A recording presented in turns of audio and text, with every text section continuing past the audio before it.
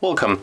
If you want to make hard reset of your earphones Baseus Encok W07, at the first we have to reach the Bluetooth settings on our Android phone, and as you can see, here are our earphones, so we can simply open charger case to connect them. Right now they are connected, and what we have to do right now, we have to rotate our device, and as you can see here we got the button, right? So we have to click and hold this button until this indicator right here will be blinking on the red color, and after a few moments this indicator will be turned off. So just click and hold,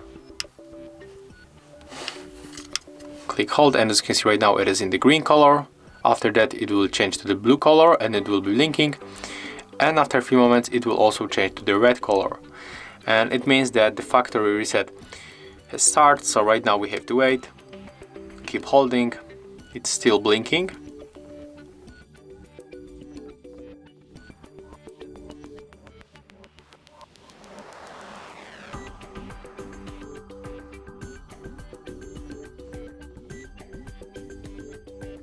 And right now we can release the key. So as you can see it changed to the green color, and after a few moments it will be disappear from the available devices. As you can see it happens right now.